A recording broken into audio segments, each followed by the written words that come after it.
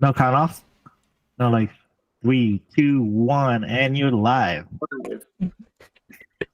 It's Saturday night. It's RC Drift night. Whoa, all the energy from Adam. No, it's because of your fluff, like weird count off thing.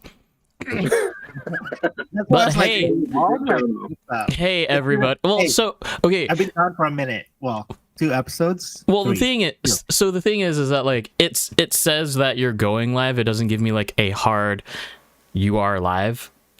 You know what I mean? Gotcha.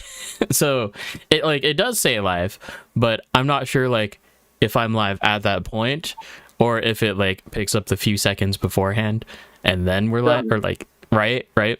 So we're live. Cool. It is Saturday night at 8 p.m. Pacific time. Yeah, so we are going to be doing pre-final Matsuri talk. We're going to be talking about like road trips. We're going to be talking about chassis, lots and lots and lots of chassis.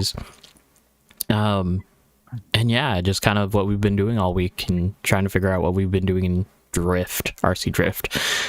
But as you can see, we got someone new and someone old. We've got John back on the street, and we've got Brandin. Hello, everyone. Brandin is one of the OGs from back in the day, RCRK. From back in the day, he's still here, John. He's current. Oh, no, I'm just saying, like from like RCRK. Like we met like way long. I think we met at Kong, pre-Kong. Right? It was pre-Kong. Yeah. It was pre-Kong. It was one of the hobby expos. Oh yeah. See, long time ago. Wait, Hobby Expo was happening before Kong? Yeah. Jeez. I thought it was. Oh, maybe we just didn't go. Yeah. Like we were setting up Hobby Expo with Joey before Kong, so that was pre-Kong, and then. Or did we meet out at Robert Zorik's in Eastern Washington? I think that's what it was. Yeah. For you and I. Yep. Yeah, for all of you who don't know, we drifted out in the middle of nowhere. Literally. Yeah, like what is it, like 2.5 hours, 3 hours from my house, which is 3 hours. Yeah. Yeah, it's like you're trying to go to Utah, but then you hang a left and then just like go. Right. And it's just like a random Yakima, set of hills. Right? Yeah, the drive was scenic though. Yeah. So it's at least a scenic drive, and you don't feel super tired driving back because it's just like nice and mellow. Not to mention that Zorik had the best setup. He had an awesome indoor setup, and I think there were a bunch of guys there that competed. It's a man cave. I think that's the Slideway Syndicate or something like that. No. There was a group of guys that kind of like hangs out over there on that side of town. Yeah. And they had their own little group. Todd Spot, Apple RC Core, and Wenatchee. Mm-hmm. But Robert Zorik's is somewhere else. It's like it's part of that Tri-Cities area, right? Like Kennewick. Yeah. Well, it's close to Tri-Cities, Yakima, and then Tri-Cities. Mm-hmm. But Brandin, so tell us a little bit more about you. All right, you, Brandin. Can you like tell everybody how to like pronounce your name, because we butcher it every single time? It's Brandin with an I, and then my last name is Gwynn. Gwynn. Okay. Yep. Cool. Yeah. And so I have been drifting. It's not just rear-wheel drive drifting, but RC drifting since for about 11 or 12 years. It's been quite a while, actually. Like thinking back to how far it's been. Started out drifting at Microsoft with Tor during the SeaTac Sliders days pre-Rain City RajiCon.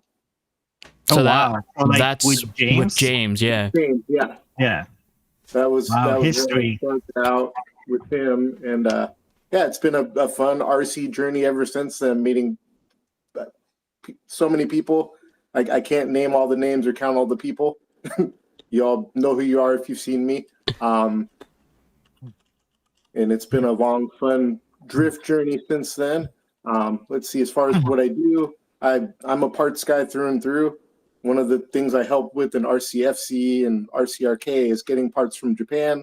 I also work for an automotive dealer as a parts supplier. Toyota. Mercedes. Oh, dang. Dang. And then I am So where are you located? located in Puyallup. So Okay. I'm south of Tacoma, south of the general RCFC meetups, which is my home track. So I drift with a guy and everyone, although I guess technically the closest indoor track would be, there's a hobby town in Silverdale that just opened up a carpet track. It's about an hour away from me. Everything's about an hour away from me up here. I was going to say our normal drift meetups are about an hour away. And then Wenatchee, Todd's Place, Apple RC Core is about 3 hours away. Portland, Jeez. 2 hours away. Okay. Hold on, because I want everybody to understand this. Say the city that you're from again. Puyallup. Spell it. Puyallup. How the heck do you get that? I mean, at least in Oregon, it's Albany. Like, Well, I mean, remember, there's the Dalles. no, it's the Dalles. The Dalles. And you can't say it wrong. Yeah. They don't like you to say it wrong. But They get offended. I mean, but at least it's like the Dalles, right? Dalles. Like, there's only so many ways that you can screw that up. But Puyallup, ugh. I've always said it Puyallup, like how it's spelled. I mean, we have cities like that too. So, I mean, Oregon, people pronounce Oregon wrong all the time. Yeah. Oregon Or Portland. How do you mess up Portland? I don't know. Some people. I mean, say there's it wrong. Portlandia, but like, land, mispronounce the land part of it. yeah, it's just like it doesn't exist. Oh, wait, Portland? Well, no. It's LUND. I don't know. So, Oregon. Oh yeah. Mile High, Oregon. It's Oregon. Oregon. Let's see. What got you started in? Well, let's start. The interview. Yeah.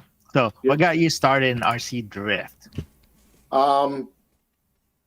Way back, there was a place in Tacoma called Fantasy World Toy and Hobby, and they had a single Yokomo drift package. White box, yellow Yokomo letters, one of the D1 drivers on the box. Of course. Someone bought it and they didn't bring in another one.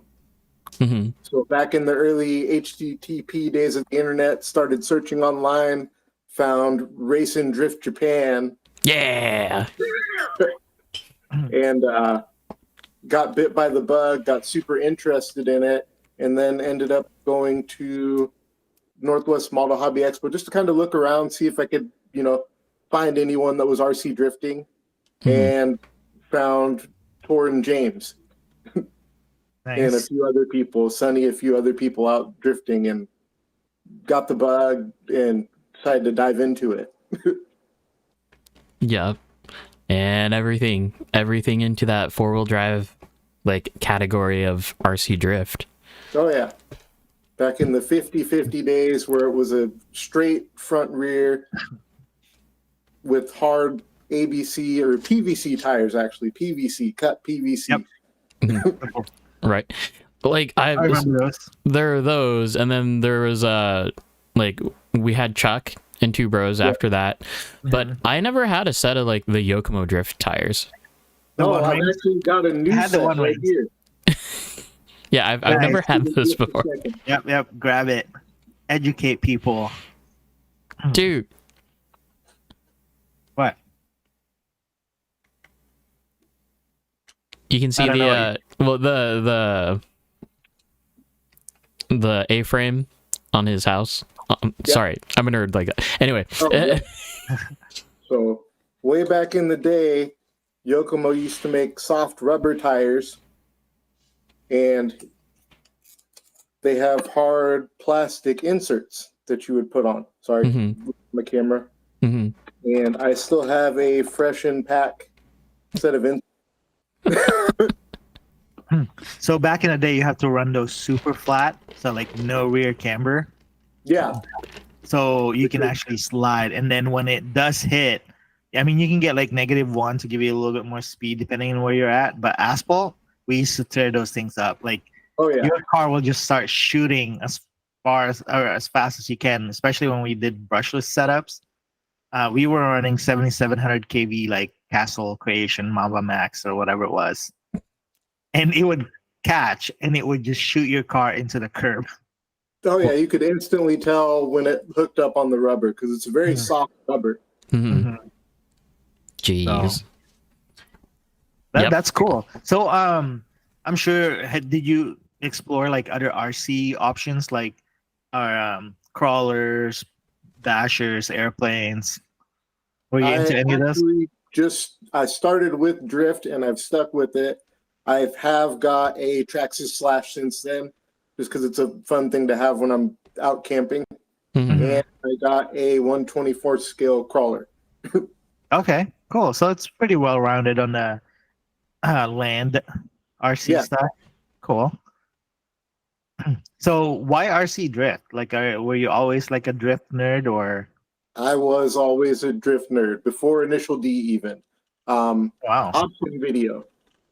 Okay, so like Was back in the OG drift days from like Back when they came option. packaged in the magazine with the DVD.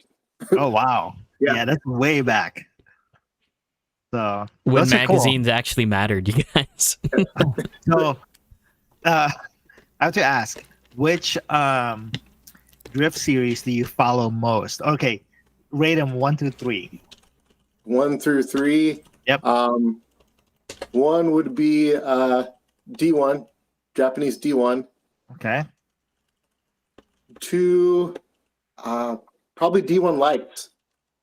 I really like D1 Lights, the fact that they use, streetable cars in D1 and you get to watch them run those cars, but it's some of the same people competing still. Mhm. And then 3 would probably be the Drift Masters European Championship. What do you think of Formula D? I like Formula D. I don't like, I'm sure a lot of people share this opinion. I don't like the sliding judging system. I prefer when you can see a score and a total. Mhm. Mhm. The guys do well with what they have, but it's difficult sometimes because they see things that we don't see on the camera. Yep.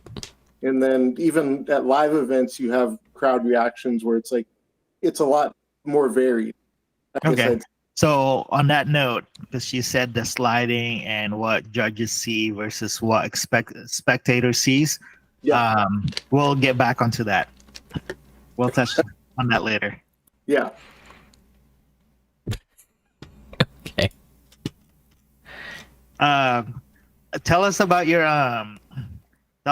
chassis setup. Let's jump into that. I mean, you don't have to like give us all your secret sauce for the comp that's coming up at Super G, but give us the basics. I think you have a list also if you want to go through that real quick. No, we have pictures. Well, but so yeah. Pick one chassis, like whichever chassis that you want to talk about, like the most interesting, and then we'll go from there. Most interesting is going to be the YD2. Okay. Which YD2?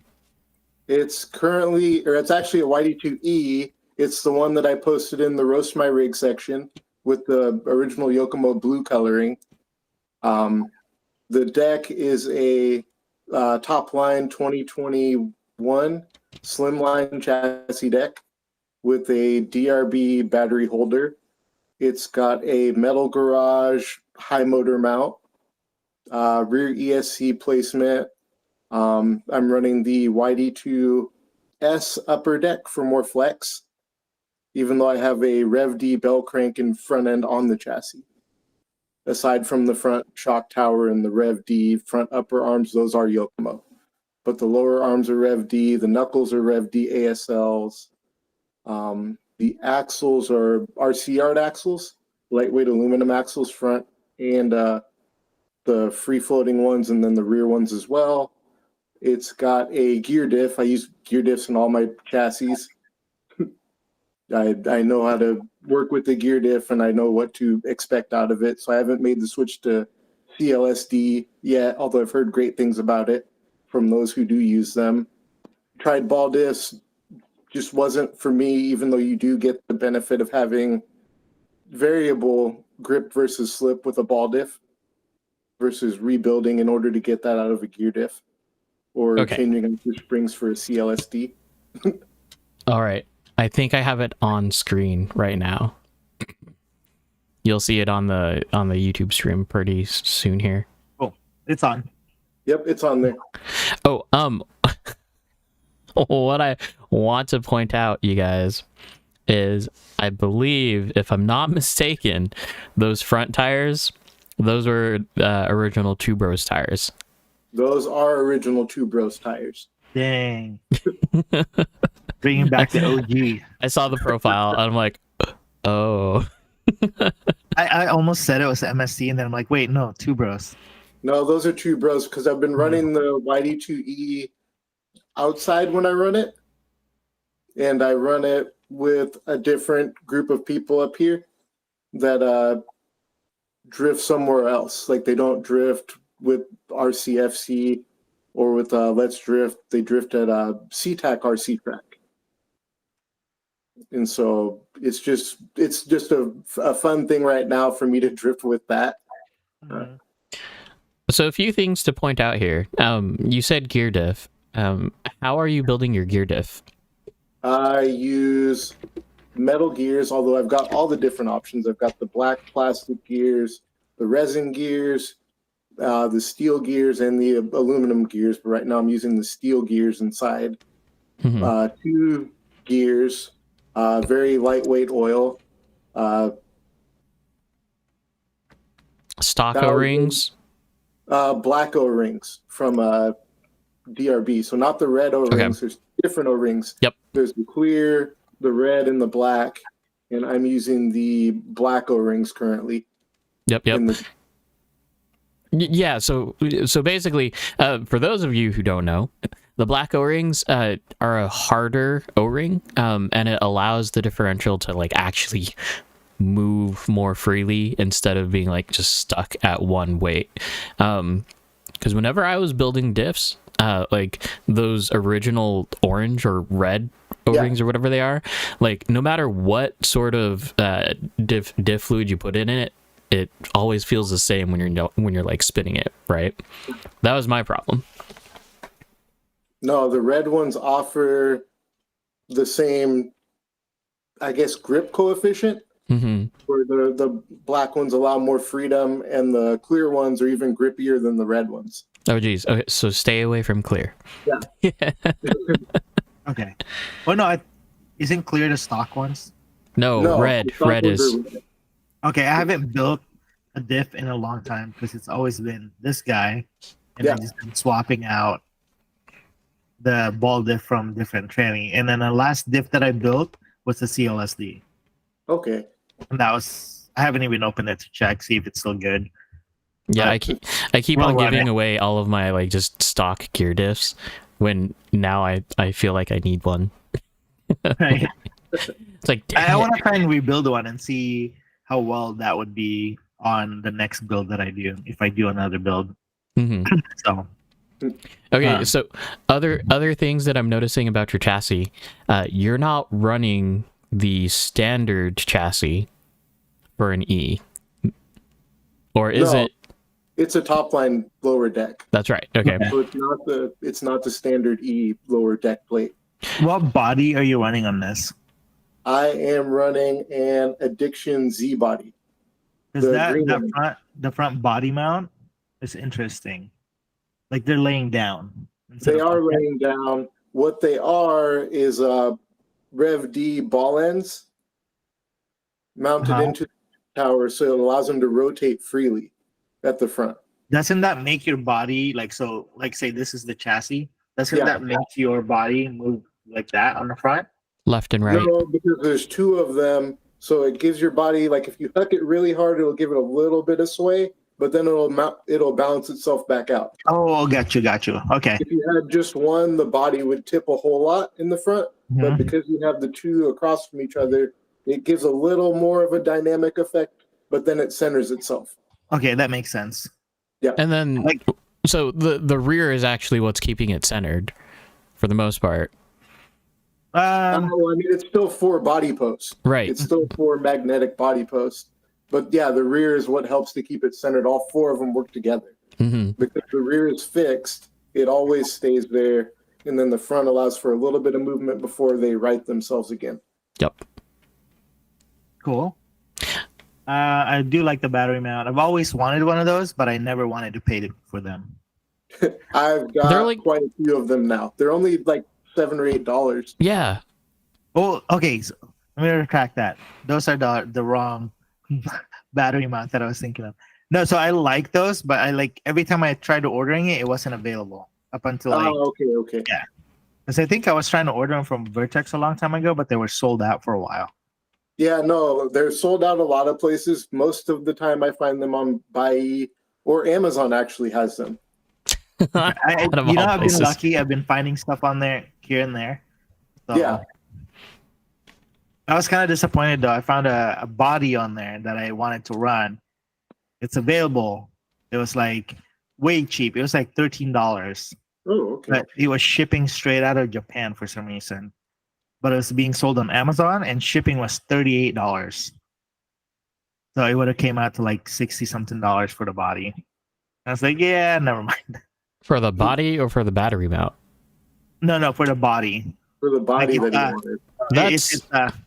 We're used to that though. What are you talking about? Not for a 1/24th scale body. Oh, okay, 1/24 scale. I thought you were thinking 1/10. Yeah. No. 110 I would have gladly paid $68 for. So, okay, Go.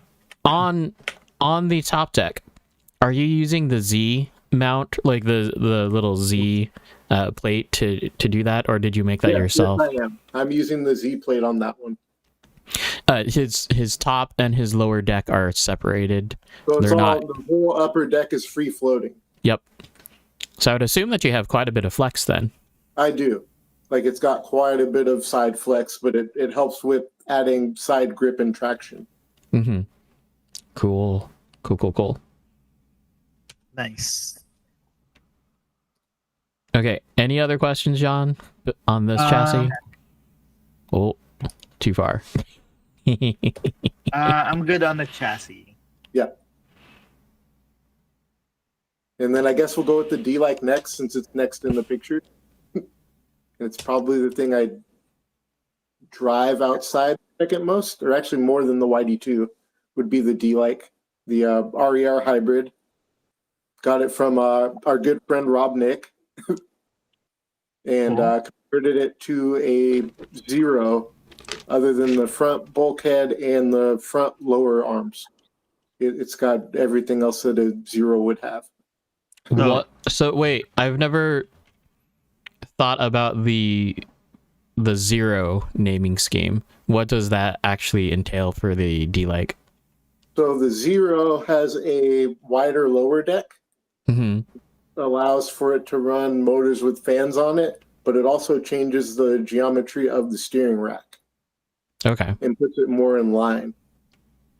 Because on a factory RER, it's at somewhat of an angle, just due to the chassis limitations. Mm-hmm. Then the other modification would be the hanging upper deck. And so as you can see in the picture, all my electronics aside from the gyro are mounted on that deck. So it's all hanging rearward weight to help with the weight shift and transfer on the chassis. He's got something special on this chassis, you guys. It's the one cool thing that makes you an RAR guy. Oh, I see it. It took me a second. If you know, you know. In chat, can you guess? Do you know? Right? Actually, I haven't been paying attention to the chat. Jake finally got a hold of one. Nice. He did. So I didn't take my time with the RER this time. I had it to run decent. Yeah. But I didn't give it more time to like actually convert and like do all the other things that I was thinking about doing when I got it back. I kind of gave up on it pretty quick. No, and I mean that happens with a lot of people. Well, Because I think it's such a unique chassis. Yep. I mean, Yeah, I think it's more of I got it to drive somewhat close to what I'm used to nowadays. yeah, And then I drove with everyone else, and I was like, okay, it's fast enough. I got it to where I want it to be, but I didn't want to take the time to be like make it better because yeah, I felt like I don't know. It just took time away from all the other like my RDX and like prepping for the comp and things like that. I was just kind of like, okay, I think it's just time to move on to what's out here now instead of trying to go back. Because originally, when I got it back, I wanted to give it like, boom, this is what I'm gonna do. I know more. I know how to tune a little bit more. So I was gonna kind of give it that touch, and then I don't know. I just changed of heart like after I drove it, and it's like, it's cool. I got what I want out of it. yeah. So, No, I mean, it yeah. handled very different than most other chassis that were on the market at the time. And now they've started Yeah. doing more things with weight shift and weight transfer and being able to load up the suspension more in mind.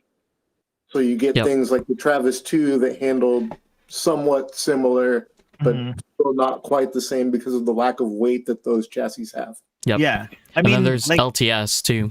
mhm. Yeah. I Yokomo. mean, I got a trophy out of it when I comp with it at Kong.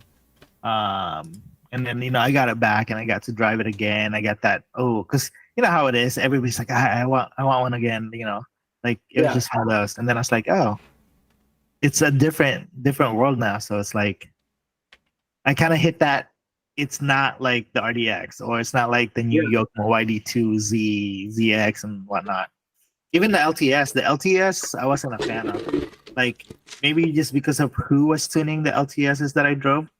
But I think with the right, if I built it, I feel like I can make it decent enough to like comp with, Yeah. or maybe even like that nice tandem car that you want. Like, yeah, But the overall issue is still the same though.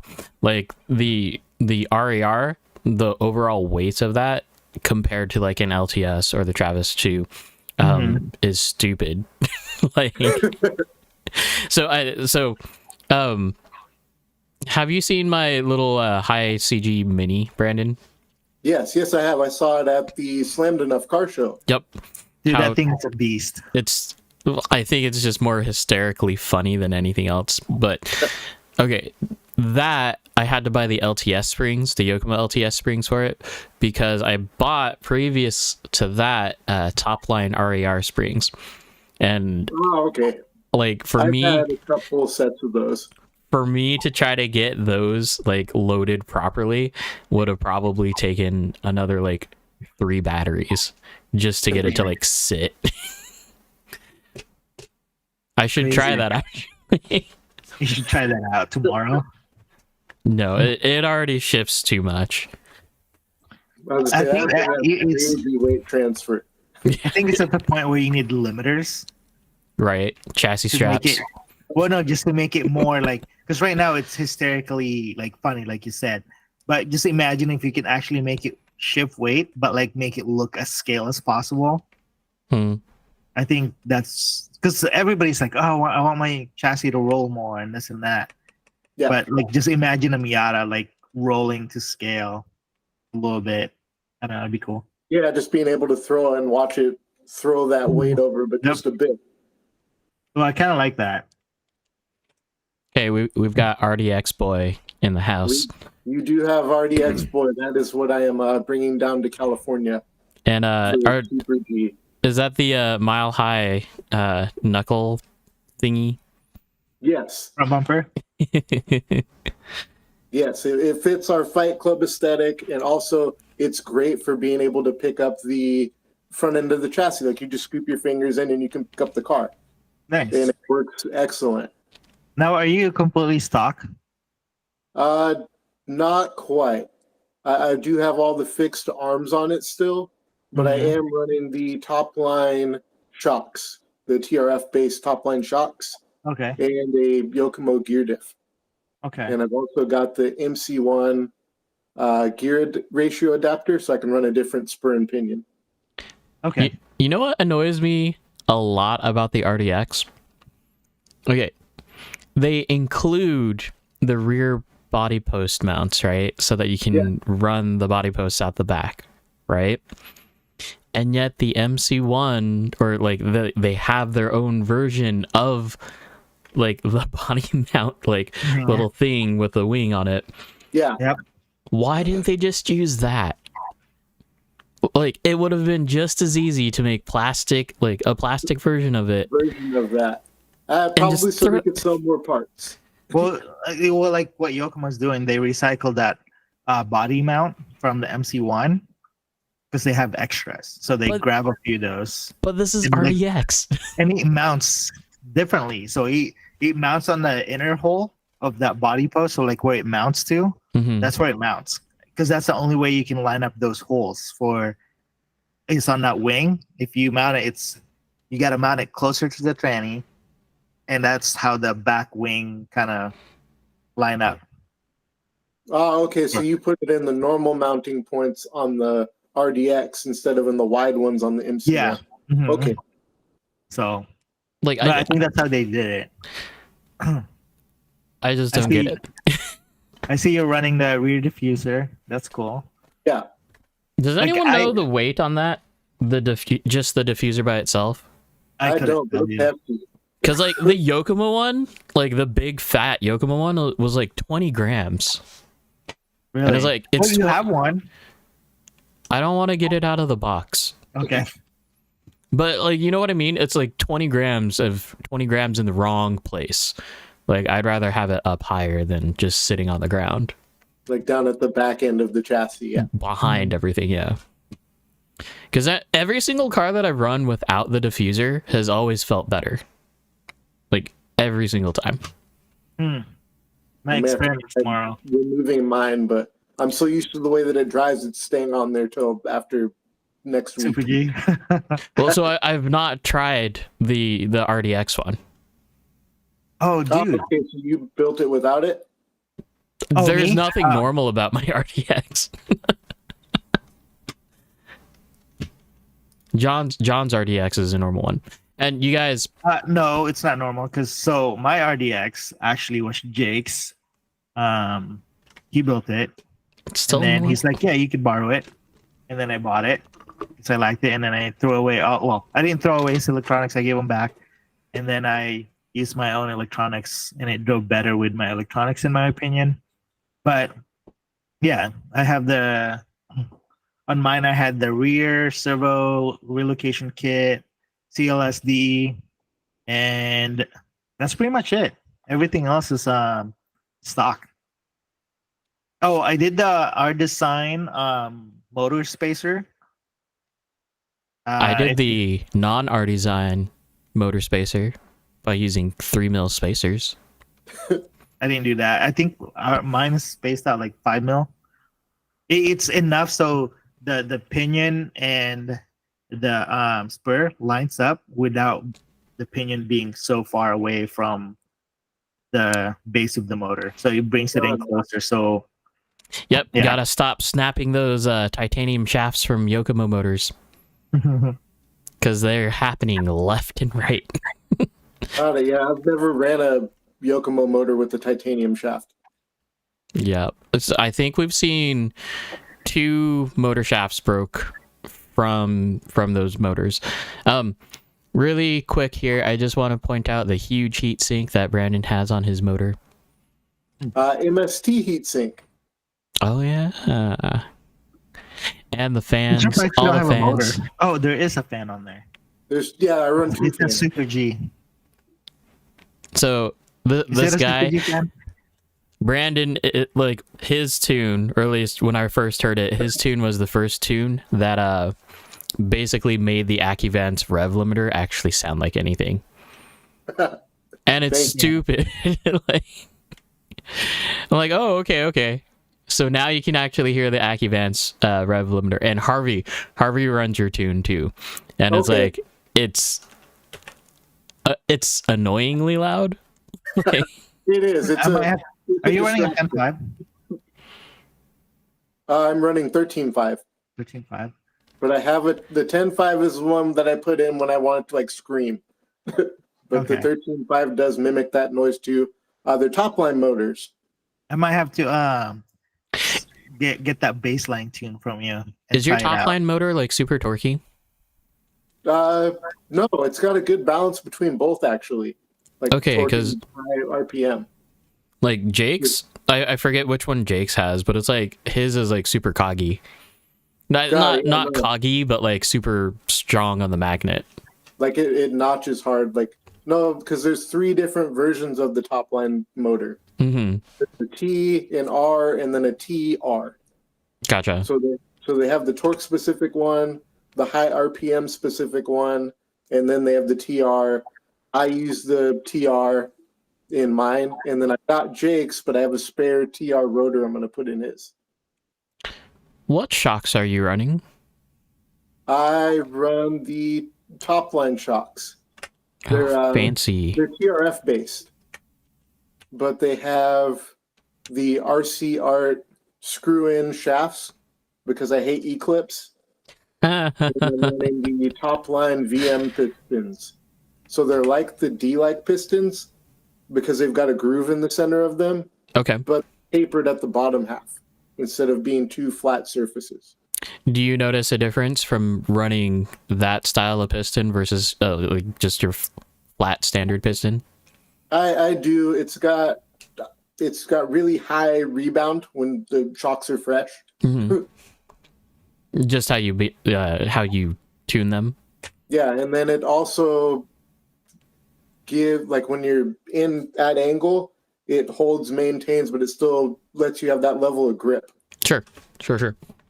And what is your defining choice for low motor versus high motor? I run low motor only because one of the tuners in our group told me to build a stock RDX and start driving it. Because I have a problem where I buy RC cars and then I buy parts to tune instead of tuning by driving and actually developing my skills. Mm-hmm. And so it was one of those things where he's like, just buy a stock one. He's like, I know you're going to put TRFs on it, so do that. He's like, put in a gear diff, just drive it. Is it who I think it is? Mr. Keen, the hippo. Yep. The hippo. He's like the guru of the tuning world, like up there. Between him and Rob, like. Yep. Like the problem with him, with Hippo, which it's not actually a problem. It's like it's a me problem, is that if you go up and you ask him a question, he will throw all of the technical words and then some that just like go right over your head. Like, yeah, you're getting the full explanation when you ask him something, and you're getting the in-depth full explanation. Yep. So if you ever do ask him a question, like pay attention like intently and like completely for like the first like tidbit, like, and pick out the important parts, because everything else is just going to go right over your head, guaranteed. Yeah. All right, so before we move on from here, Brandin said something very important just a little bit ago about, because this is your comp car. Yeah. And then we were talking about trying something different, but you said something very, very important, which I want everybody to like take notes. It's stupid. I mean, it's not. You're going to comp with that particular car. Do not change anything the night of the comp. Oh, yeah. Okay. Yeah, that's right. Yeah, if you guys are trying to tune, you learn the car. You know, like say you drove it at PDX for a week or 2 weeks before the comp. Don't change anything. Putting in a new servo the day of competition does not make your car drive better. Changing your gyro the day of competition does not make your car drive better. Changing your body. And actually, we have a few guys that might be changing bodies. So that I'm actually worried about. Yeah, I have a body. I'm changing to a different body too. Ooh. But have you been running that body? No. But are you running a similar body? No. Okay. It's new, but I've got a few days at Super G to get used to it. True. It's similar in weight to the Mustang body, Which Mustang body? The MST Mustang body. MST Mustang body is heavy. It is heavy, but I've been drifting with it, and I've gotten so used to how the car handles with it that I can consistently place it where I want it to be. Oh, I'm not saying it's a bad thing. Like, my RDX drives best with the Mustang body on it because of the weight. Yeah, I feel like sometimes the heavier bodies benefit heavier chassis like the RDX. Mm-hmm. Because it is a bit heavier than a lighter weight chassis. And sometimes the body helps with that. And it's totally 100% style too, like personal style, because if I drive a Yusakani because of the light load, it feels like I'm not moving anywhere because there's like nothing to drive. It just kind of feels like you're there on the track and that's about it. So yeah, I like heavy cars. Same. Cool. But yeah, I just wanted to say something about that because we've had, like I'm guilty of that too, changing something slight just before the comp. It's either, a little body spacers or anything like that, or just the rotation on those height adjusters on your shocks could change a whole lot. I thought you were going to say that the RDX, just build the RDX and only drive the RDX how it is. I mean, there's a little tuning involved to get where we're at, for sure. Ride height is actually 100% critical on that car. Because if you don't have a ride, then it's stupid. That's why I'm like, yeah. So, because that's what I've been playing with, I was playing with ride height, or some people call it preloads. But yeah, definitely ride height is a thing. Body spacers and all that.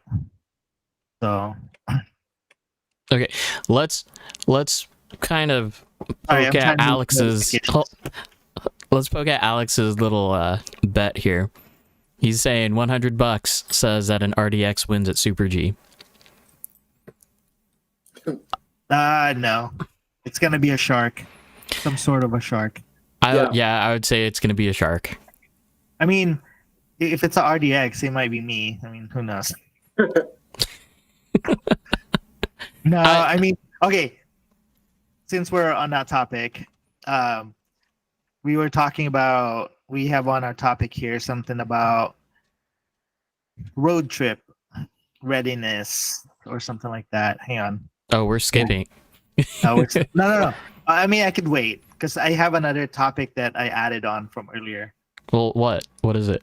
We'll get to that. Just getting ready. I was gonna jump ahead since we were talking about who's gonna win at the comp and things like that. Well, okay.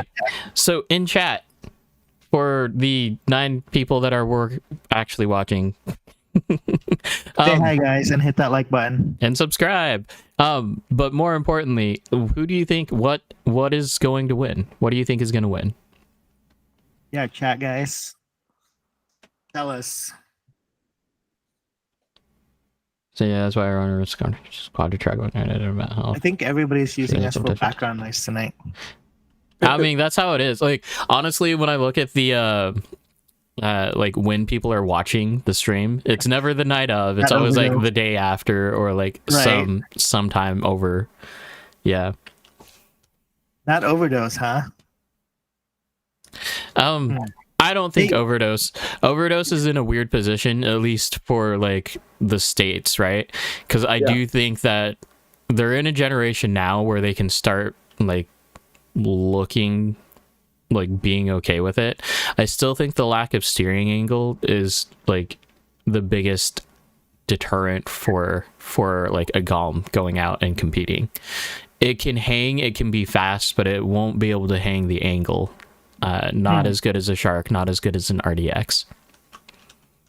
So yeah, like GOM is still good, right? It's still good to drive, but I don't think it's gonna win. Anybody in Super G watching? Can I comp with 2 different cars? They will not let you do that. Well, John has a little car. Yeah, so apparently the Midnight Mini, that's not so mini anymore, Yeah. is comp legal now for me because it's Oh, now okay. 240. Yeah. So I can comp with it. That's why I'm like, late entry.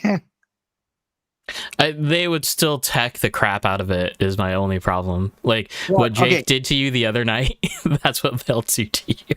Well, I just want to see what they'll say, just to be like, oh, really? That's one of the bodies we sell. No, I mean the tech is a pretty straightforward process when you're down there. Like they boxes, they I put the figured. car in and on, and they weigh the car, they check your tires and your Mhm. suspension. It's Oh, critical, but it's not one of those things where they're out there with like a dial caliper, like, oh nope, like can't do that. Well, the only reason why I brought it up is because, like I said, there's the Midnight Mini, and Yeah. it would be cool to put Midnight Mini on the board as a competitor. Yeah, So- absolutely. And be like, oh, what chassis is that? It's the conversion of a conversion. I mean, it has been made available to the public. People have them. Miko has one. Like, hey, but speaking about rules, for shocks and stuff like that, is there a minimum ride height? Ooh. I don't think so, but I'm not sure. Because I know, Guys, chime in. last year they had an issue. Well, it wasn't an issue because it's considered a technical failure where Matt Timmer's body got caught on one of the cracks in the track surface. Right. And it was deemed a technical failure because that's a tuning choice. Mm-hmm. Your body that low. Oh, I mean, like on. Yeah, because I don't remember seeing a ride height like. There's Cool. maximum heights of the body. There's maximum heights of like bumper core and that, but I don't. There's nothing. Yeah, there's no like No minimum. Okay. no minimum. Okay. Yeah. I was gonna say because like if there is like I remember seeing a 7 mil ride height in like RCDC rules a while back ago, and I That was means gonna be the like, car will fail. if that's the case, then the RDX is not a thing because the RDX runs at like 5 mils like on the rear, Yeah, it sits low. Crazy.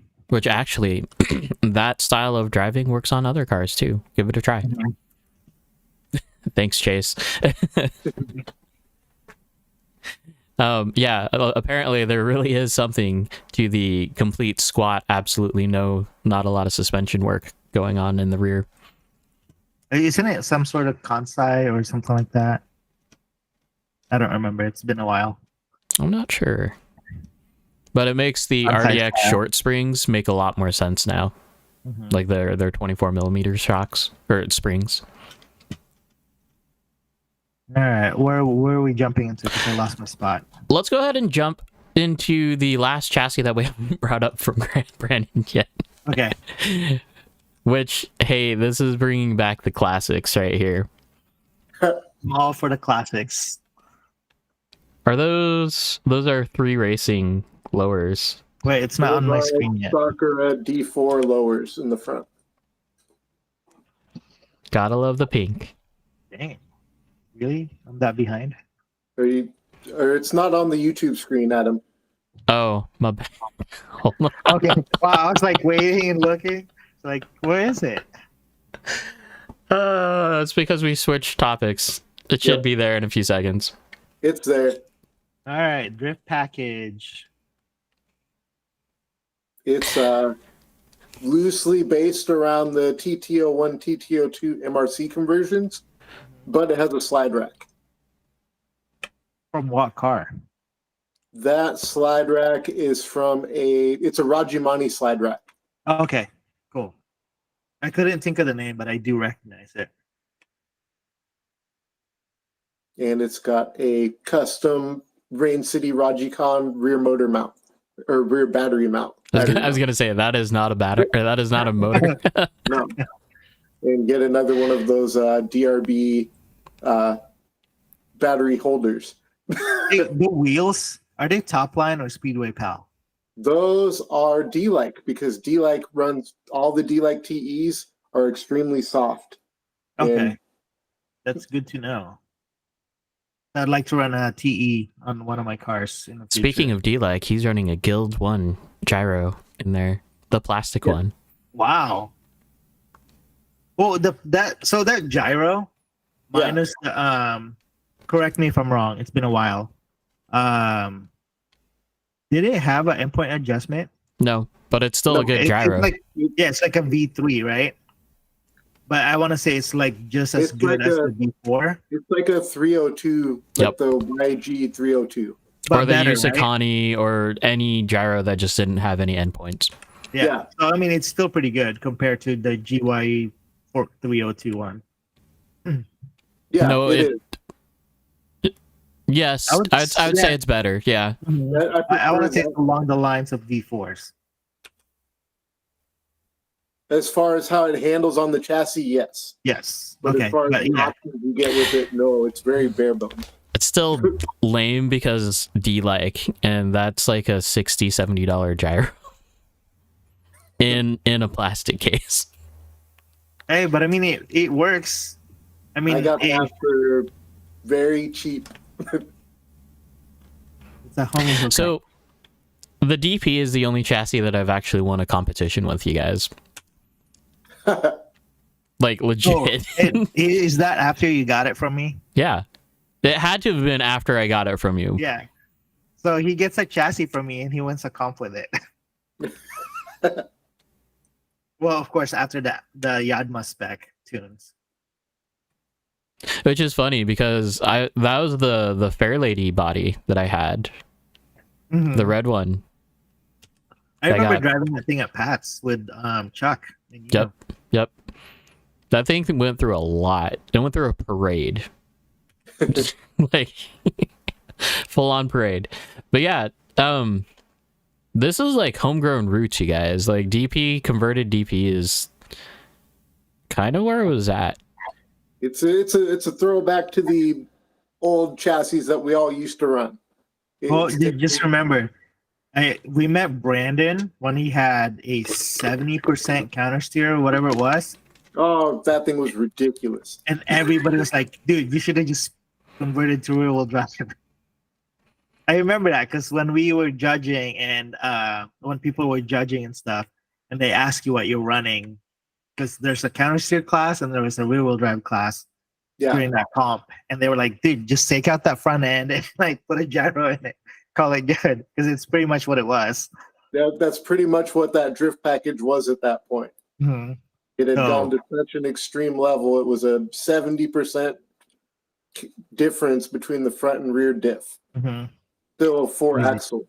Which that weight bias today is the normal weight bias, like 30-70 split. That's the steer ratio differential. The counter steer. That's right. Yeah, the counter steer ratio was 70%. I remember Mike Bailey doing that whole same routine, and like just because there wasn't enough like angle in the steering, it just wouldn't go. Like broken drive shafts left and right. I remember when those drive shafts would pop out while you're driving, or it would break the cup from the diff. Yep. Oh. Okay. So that's all from the chassis of Brandin. Yeah, the current chassis, aside from a Midnight Mini. Ooh. Okay. Let's should put that on Roast My Rig. All right, so let's move on to calendar events. Yep. So tomorrow is the final Matsuri, the last Matsuri of Northwest Hobbies. It's October 1st, which is tomorrow. Be there if you can, because it's going to be, it's just going to be a good time. That's all that really is. I tried thinking about making things a little bit special, like Halloween decorations and stuff like that, but I'm like, nah. So it's a final Matsuri. If you want a good time, it's going to be a party. If you like to drift, there's going to be some tandems, trains going on. So I think there's a lot of people coming from all over. I know we have a couple Seattle guys coming down. I'm going to be down there, hopefully, with Alex P. and Joe Sardina. If Joe will have a stock of bodies on hand as well, so if you need bodies, hit him up. He's got like rare treasures in his little hatchback, so hit him up. Hit him up or show up tomorrow, bring cash. I know there's a couple bodies that I want from that trunk, or from that hatch, but Super G is coming up, so we'll have to, if no one buys them, I might end up buying one of them. Right. That's what I said. I was like, what a week for everyone to be selling stuff. I'm like, no. Right? So just sneak peek. He has an Addiction S13. Yep, Taka. With Taka livery. He has a Addiction GR Yaris. He has the and with Taka livery also available. Mm-hmm. He did have one of those ABC vans that Alex has, but it sold. He's got a this one sold too, a Yokomo S15 with light buckets. That one sold. Wing. Yeah. But like, he does have the R35. He's got a couple. He's got the same 8.6. Yeah. He's got a plastic RX-7 Boss.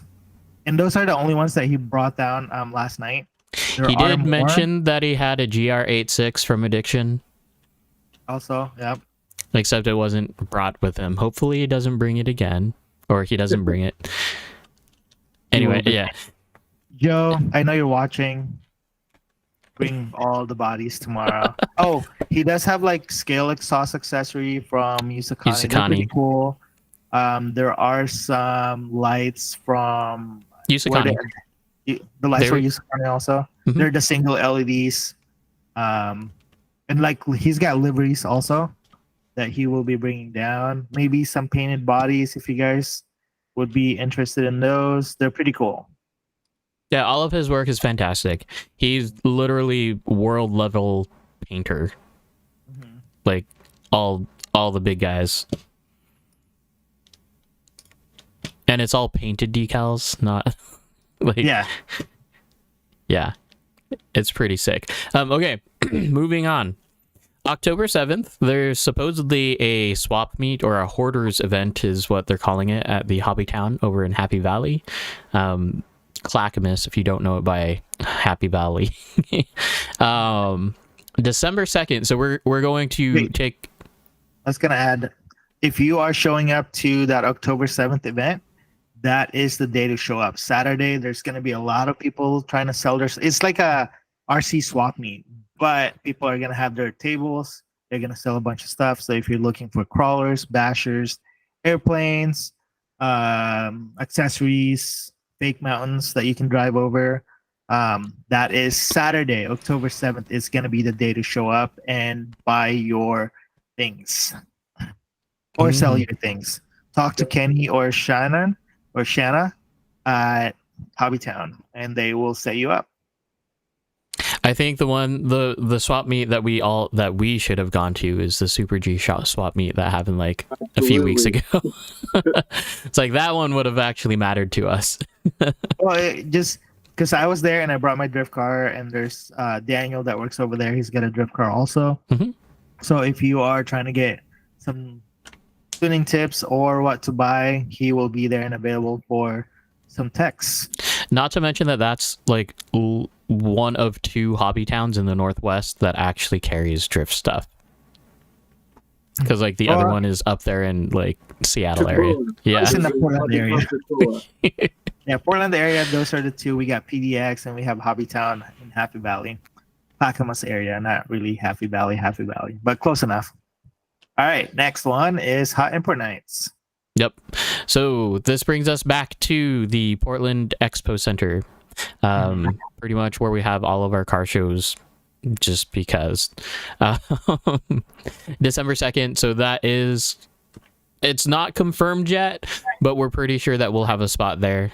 Same gig as usual. If you want to help set up, then we will have a small party of guys that will like literally get there when roll-in happens so that we can set everything up. And then we have literally the whole entire day, because it's a night show, of just nothing but drifting on that floor. So it's a pretty cool event. April 12th to the 14th, Northwest Model and Hobby Expo, Monroe, Washington. So this, if pretty much you are a RC nerd or RC drift, this is the event that you don't want to miss. Like 100% of the way. And I missed last year. But yeah. So this is like an entire like get together of the Northwest community of RC, especially for drift. So this will be the biggest meetup for like Pacific Northwest drift. Yeah. Lots of space, lots of tables, lots of people, a few solid days of drifting. Yep. Together. There is a hotel nearby. I think it's a Best Western. Is it a Best Western? I think that's a Best Western. It's like up the street. There's a few restaurants there, but it is still Monroe, so there's not a lot to do. Well, at least where the fairgrounds is, without going into town, right? All right, for this year or for next year, for that expo, I am planning on being there Saturday, Sunday. At least that's what I'm hoping for. And then the only reason why I won't be there is because it's going to be the same weekend as Formally Drift 2024. If that happens, then I'll be at Formally Drift 2024 in Long Beach instead. Rewind a little bit for going back to Hot Import Nights. Since we actually know about it in like now instead of 1 week before, Christmas trees on your rigs, please. There we go. Yep, because now we can actually talk about it and plan for it. Hey, who does that? Hey. Okay, and finishing up. I'm trying to have that weekend off too. Yeah. Well, that way I can set up with everybody and chill and do whatever. Just the day, yeah. It'll be fun. If you can. It's a Saturday. Yeah, it is a Saturday usually. Because if you are there to help set up, like I said, so roll-in is like at noon, right? Mm-hmm. But we all show up at like 10 or 11 or something like that and do whatever. Hang out in the parking lot and then set up. Mm-hmm. And literally we set up in like an hour and then we just drift the rest of the day. Or go eat lunch somewhere. Right. Okay, and to finish off the calendar events, no stream next week for obvious reasons.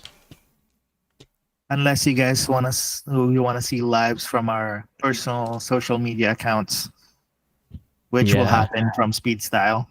Yeah, so I think I'm going to do some chassis interviews or just like people interviews, just with like my phone and my microphones. Now, will you be uploading that live or will that be... I think I'll do it separately. Okay. Yeah, I think I'll do it separately because that way I'll be able to like take the time, make the edits. Mm-hmm. Yeah. That way it looks We'll play normal. with it. I don't know how stressful I'm going to be when I get there. So that might take my mind off the competition. And just chill and drive. Yeah, right. It's different because we all know this competition. You get shaky when you're up there and nervous. Oh, yeah. So. Yeah. Cool. So no stream unless check out our social links, social media links, and see what's going on. I'm sure I'll actually post some stuff this time instead of like not do anything. Okay, let's keep it moving. Not a lot going on in terms of like product watch. We do have the D-like rear wheel drive car that was for pre-order in there. The LP86. Yes. Hey, I got it right. You did. Why does it sound like a Lamborghini? Right. It's a Lamborghini crossed over with the 86. Because that's usually what they're named at, like their thing, like anyway, like LP 500, LP 506, whatever. Yeah. I don't know Lamborghini. and that's going to be small, but we're going to do it anyway. Okay. Wait, So, are you doing oh, there you go. Go ahead. yeah, it's there. Go ahead. So maybe I can just go to RC Supremacy Direct and then Pull up the image there. yeah. Did we show this the other week? I don't remember. I wasn't here. I don't remember seeing Maybe you it. did. Hold on, you guys. For people that's asking me, plug for RC Supremacy. If you're looking for your micro mini drifter, that's one of the guys that you could buy it from. He also They has do a have a healthy 124 supply of D-like. What's that? He also has a healthy supply of D-like goods. Yep. Product. He's got hardware. He's got like a vinyl track that you can buy. I think some of them are sold out, but you can still buy some. They do have the diorama garages. But yeah, if you are looking for the micro drifter, they have them.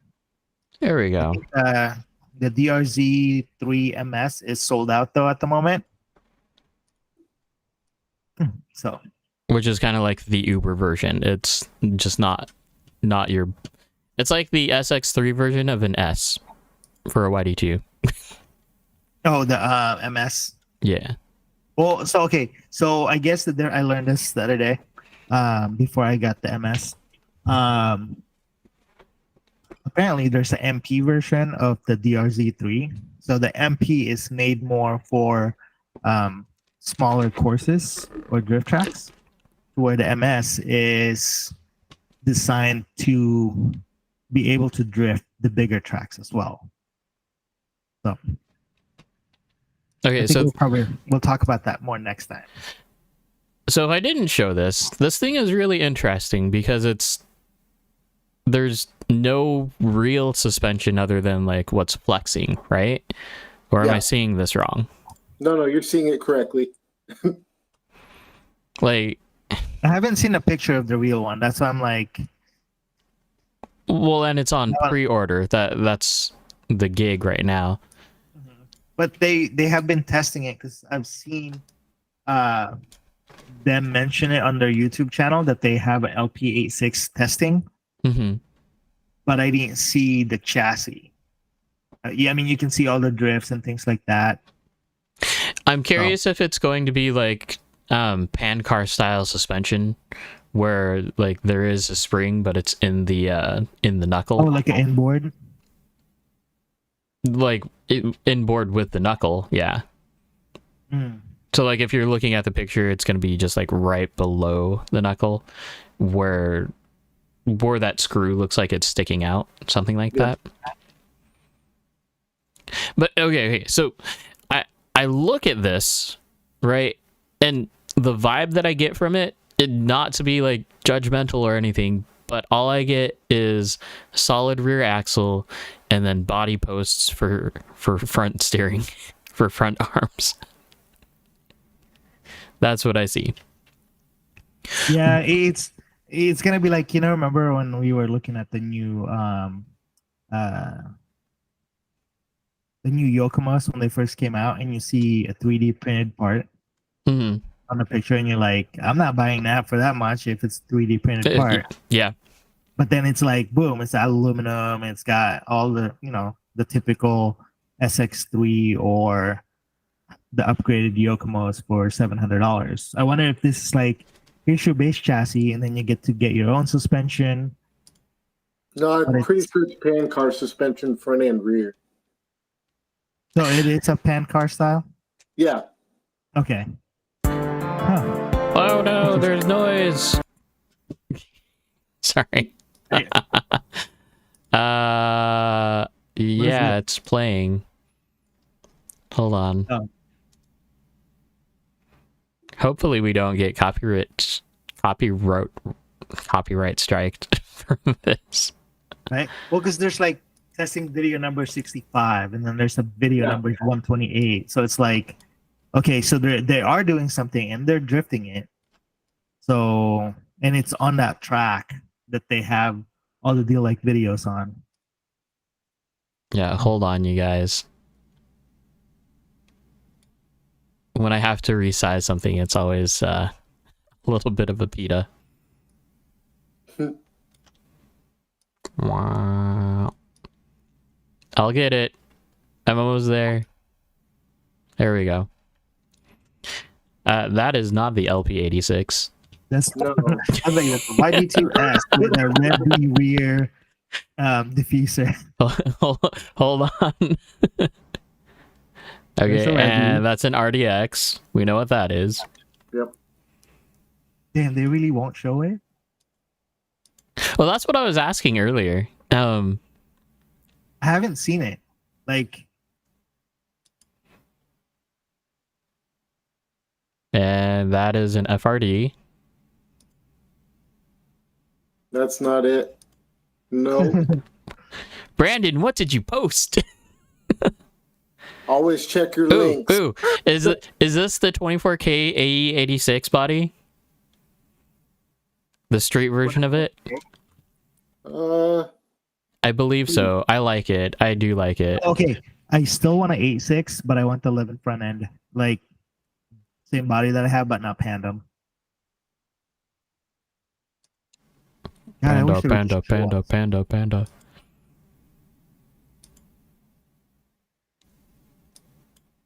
Hold on. All right, we're trying to do like a live, like spy Reveal. shots of this thing. Okay. So this is sorry. It was on a different video than what was Oh, linked. okay. Okay, I'll close this video. I was trying to. Okay, so here's the problem though.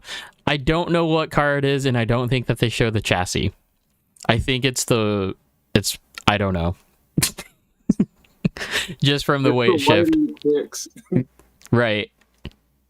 Is it the Y86? Mm. Looks like it. Yeah. But they're Ooh, I not wonder if actually- they did that so you can see the actual wheel lift. Right, because triking's a thing now. Like, yeah. They call it wheelies on FD. yeah. Oh, the wheelies. For anyone that's like wondering why this video exists, this is like your typical D-like video too. Mm-hmm. It's kind of cool. Like, that's kind of like one of the reasons why I think we're still drifting. Like, Yeah. this got us into, oh shoot, my car could do that, and then you're like, okay, it's on. So we're tuning for that. And then now we're driving like FD status, like RC cars, 2,000 horsepower, Oh yeah, absolutely. wheelies Like on the corners. I think Adam's car is the only one that 3 wheels in the group. Nope. Mine don't 3-wheel at all. Wait, didn't your car do it one time? No, On I've never wheelies? been close to 3-wheeling. I It mean, just for like leans a- over that much. It so looks we've like got a you're couple 3-wheeling. guys up here that can 3-wheel. Yeah. Damn. On the surface that you're on? Or does it have to be like P-tile? I think it's not on the like garage surface. No, Mm-hmm. it's like typically when we go somewhere else. Like occasionally we'll host RCFC will host events that are indoors at other places, Mm-hmm. and like that's when you'll see it happen. Is when there's a change in surface. I don't think anyone's 3-wheeling in the garage yet. Mm-hmm. Yeah, it's happening now. Yeah, Jacob's right. This is literally what most of the Japan videos look like. Yeah. And yeah, also just being from a CC01, there's that too. I think Rob has a CC01 conversion. He What does. is a CC01? CC01 is Tamiya's crawler. Oh, So Metal Garage makes a conversion for it, and basically it takes it gives you, I forget what it gives you, but it takes the drive shafts of the CC01 and gives you a rear-wheel drive platform. It's pretty cool. pulling up the picture. I wish they would show us the chassis. Okay, so they don't show the chassis at all. I don't think so. Oh, Got that'd it. be cool. Just another video of it in action then. I wish I could read Japanese. I could probably figure out what this is. And for what it's worth, you guys, it is $145 for that pre-order. Like, they are already sold out, I believe, as far as the pre-order goes, but apparently you can still add it to cart. But honestly, okay, $145, that is something to try, right? For the price point. Like, Yeah. I mean, I would try it. What's this one goes? to John Wonders here. It's always breaking. It's always breaking. Is that the CC01 conversion? The CC01. Okay. It's still cool though. Like, it'll always just be like a cool concept rather than like something that you would compete with. That's where I'd put it. Kind of like the High CG Mini. It's just fun. That's it. Yeah. Okay. Trucking along. Other than that, like, product watches have been pretty lame. Part of that is because well, really, I just haven't been seeing anything really interesting lately. Okay, something that I do want to talk about. And the main topic of tonight, and we'll see how far this gets us, and we'll try not to keep you up past your bedtime, John. Yep. Okay, so tomorrow. This is paying attention to detail when you're assembling things, right? So this whole topic is inspired by Jose. He's at PDX. He's the Twisted T E30, if you don't know who he is. He was driving a ZX at the Slammed Enough show. Yeah. So we got that all done and fine and like other stuff. Well, on the let me see if I can find the picture here because it's pretty stellar. It's under the PDX-RC Underground Drift. So the reason why I bring this up is because there are things that were missed. He was doing a shark conversion, all right? So aside from the level of alcohol that he had ingested, his shark was not put together very, very the right way. For lack of a better word. He had screws that were like, he had button head screws like on the bottom deck versus like the actual countersunk screws, so it wasn't flat. It just wasn't right. The ESC that he was using, which is funny, John, because you and I have both used this ESC. It was the Toro, the 120 amp thing.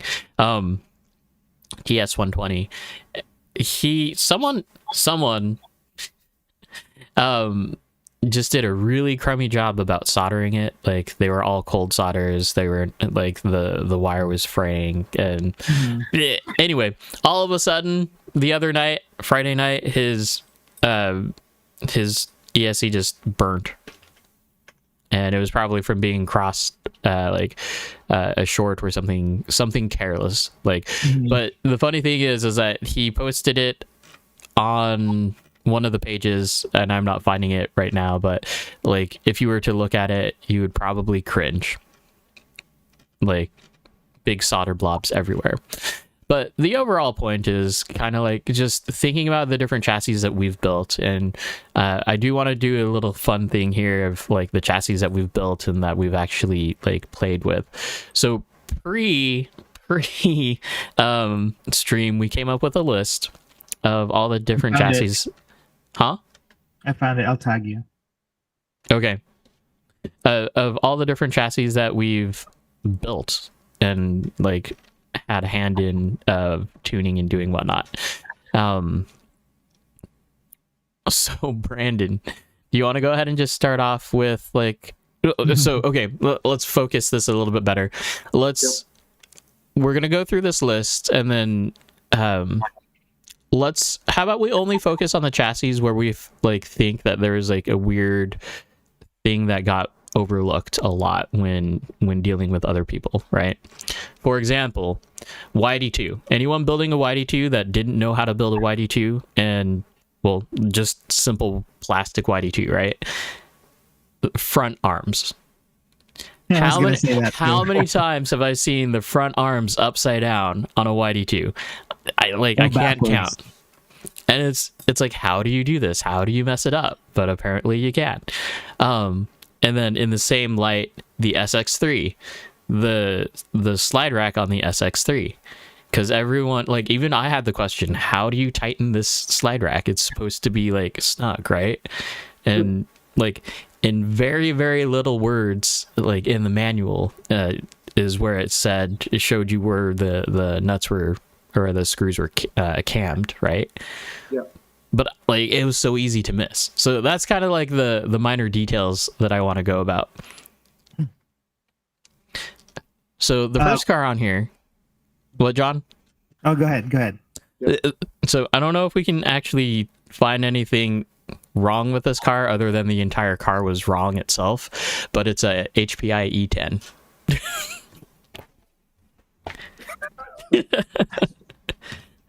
The entire car was wrong. It was based off of a TT01, but Mhm.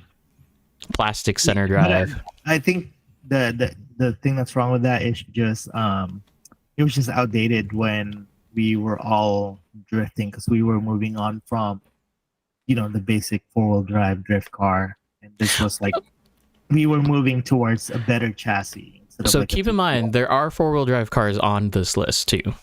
Yeah. So this is one of those cars Mhm. that came out just a little too late, and with all the cheaper electronics when it first came out. The only cool thing about this kit or this car was the bodies that they came with. Yep. They came with actual drift bodies. Like it at was one like point. OG Von Gittin like body, Yeah. right? or like Dai Yoshihara's S13 discount tire Yep. body, or actually no, that was on a Sprint. Never mind. But yeah, like that's the kind of car this is. Like it came with cool bodies and like your typical HPIT drift, so you're drifting. Other than that, I couldn't really say a whole lot for the chassis. Hey, those T drifts were the most scale tires out there. I still have a set that I haven't let go yet. Because they made different versions of it too. Like they had I think I have the Falcon tires. and then they made the Toyo tires, and then the Bridgestone tires. Advance too. Yeah. Yeah. But the whole boiling tire thing, yeah, that got old really quick. But we had to, right? But we were running it. Yeah. So these next two, Team Magic cars, those came pre-built, right? The E4 did. The E4D MF did not. Gotcha. Okay. So those are both belt-driven all-wheel drive cars, but the E4D MF was a car that had the ability to counter steer. It's similar to a Yokomo DIB, but it's got an extra set of gears in the center bulkhead that allowed you to change the gear ratio between front and rear belt drives. Okay, this is gonna take us forever if we don't. Let's focus on rear wheel drive only. Let's skip to that. Okay, Yokomo, or not Yokomo, Sakura 3 Racing D4. Let's go there. Was there anything? Cheap plastic. So their first version when they released was right. You did need to fix like the geometry of the knuckles, I believe. Like just switching out the knuckles was really, really easy, and you got the right geometry from it. But other than that, then they released the version 2 of it, which was like the stupid monoshock, and that was a super stupid version. I don't like that one. I had one of those. It's like, why do do YD2 say what we already said? The arms. Yeah. Oh, this one Well, I'll jump ahead on the RDX. Rev the RDX when you're putting it together. On the manual, on the front arms holders, there is a way to put that on correctly. Mine was put together backwards. Are you talking about the top plate? No, the it's not the top plate. Here, I don't have a manual in front of me, but if you were putting it together, so the arms or the part that holds the arms on the bottom plate, you can mount that backwards. You mean upside down? No, you're right. It's backwards too. So it's the spacing on the rear arm. It's supposed to be more spacing goes on the back. That way you get more accurate. So yeah, it's in the manual. You can't miss it. Now Ackerman or caster? Oh, sorry. Yeah, caster. The caster. You get more caster if you put it on the proper way. Oh, so I did build mine right. Yeah, so if you look at your car, there should be more space between the chassis and the arms on the front. Right. Because mine was backwards, but it drove well. Right, because you didn't build it. Yeah. Because when I built mine, there is mention of like the skinny side being to the front or the rear. Yes, I do remember that. That's the one. Yeah, pay attention to those details. I know they're in Japanese, and sometimes you just get excited building them, but they're there for a reason, and read the notes. But there's also a difference because you can flip that plate upside down, because you can have it like, I don't know what the difference is, but there's a height difference. It's kind of like the equivalent of flipping the toe blocks on any other car. So you can do that as well. And I think you can do that on the top as well. Anyway. Details. All right, go ahead. But that's what I'm talking about, right? It's like, it's those minor details that are like, these are the things that you need to think about. Or, so the big one here is like the shark that Jose was building. He was watching the Super G video of the exploded diagram and how it goes together, right? So the problem is that he was coming from a ZX, and the diagram video is of a 4-gear transmission. Anyone know where I'm going with this? 3-gear versus 4-gear. Yep. 3-gear versus 4-gear, but he paid attention to the video, so he assembled the motor plate as a 4-gear transmission instead of a 3-gear transmission. Which luckily the shark is easy enough to just flip around because sandwich, right? Sandwich transmissions. They're great. But yeah, we had to do that. Yeah, I also had to wire up if you have a fledge motor, please don't solder directly to the bullet connectors. Not the bullets themselves, but straight to the can. Dang. Because yeah, those bullet connectors don't go in anymore, or at least not all the way in. Wait, so it was straight soldered into this? Yes. Dang. Okay. So I tried to salvage it. Oh wait, can you show me your motor one more time? No, turn it 90 degrees. So I think somehow, some way, you tagged on the picture if you want to see it. In where? I tagged you on Facebook. Okay. But I think the motor plates or the motor terminals were shaved down on his fledge motor. Ooh. Which would make sense of why they're not actually able to sit. Oh, it is that picture. Okay. I told him not to post it and roast my rig, but we're going to look at this right now. Hold tight. What do I have in?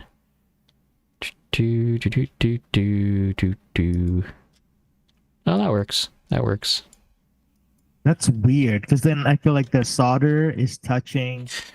Okay, Brandon, are you ready for this? Yeah. Are you ready for this? It'll take a few seconds. And why is that the negative is black? Like the Because tip. negative is black. No. Like the brass or the copper, whatever you call that. Probably because it was shorting. Oh, like it burned itself up. I mean, So, I don't the thing know. was like my battery, my negative thing, or my negative post keeps coming off from the battery. So that's probably just it, like shorting because it's so loose in the terminal. That's what I think, but it doesn't matter. Like, just look at all of these. Solder on the ESC. Yeah. Can And the I? motor. Nope. Anyway, so just for reference, this ESC has gone through John, and it's gone through me, and it's gone through a handful of other people. Okay, me specifically, I can guarantee that I have unsoldered and soldered those wires back on like 5 times, if not more, right? Mm-hmm. But that's me soldering. Yeah, but it's...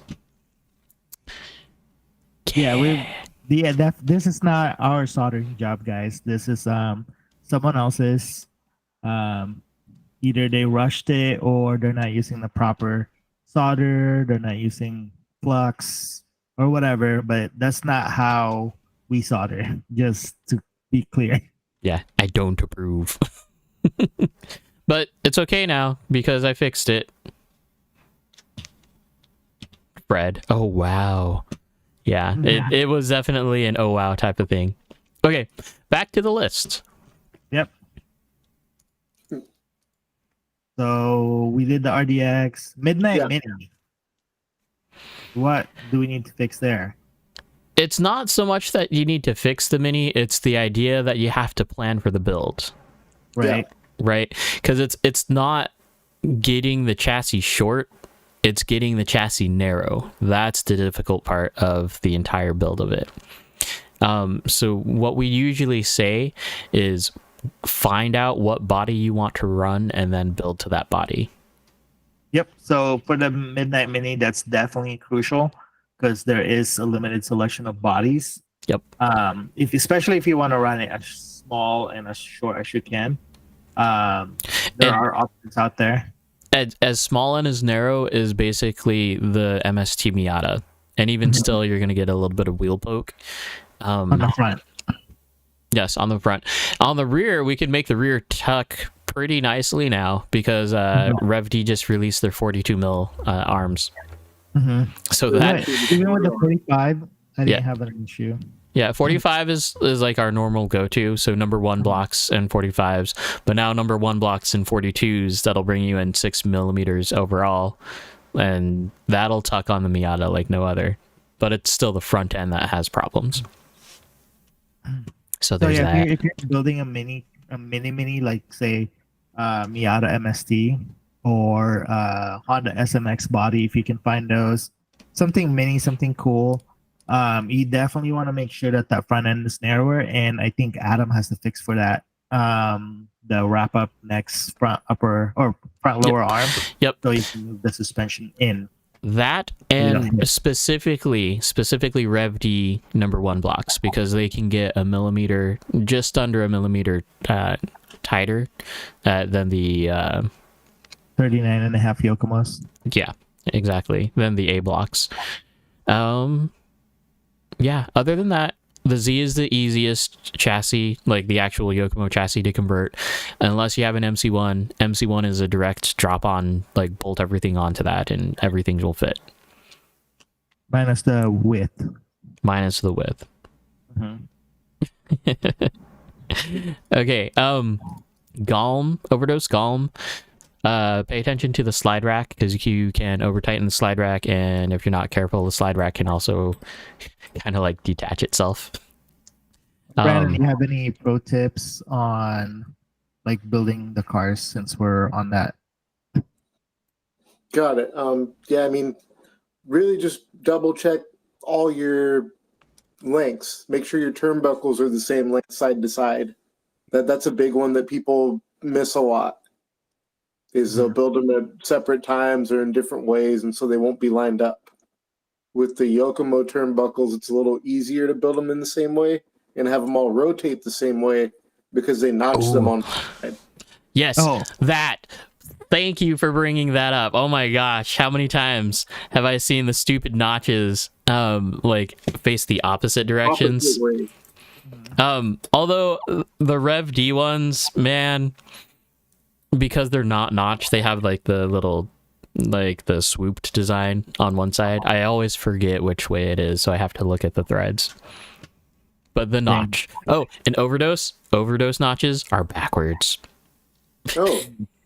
And I think Kisakani's are too. On the links, if you are building and it's your first time, have a caliper or at least a ruler to convert your measurements, because it's not, even though it says 1-to-1 on the manual, it's a little off.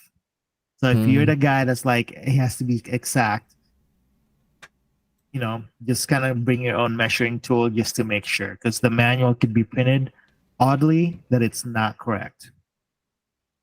And here's the problem with that, because even though that your links are the same exact length, like 100% of the way, there are variations in your chassis that can occur that will make it feel off.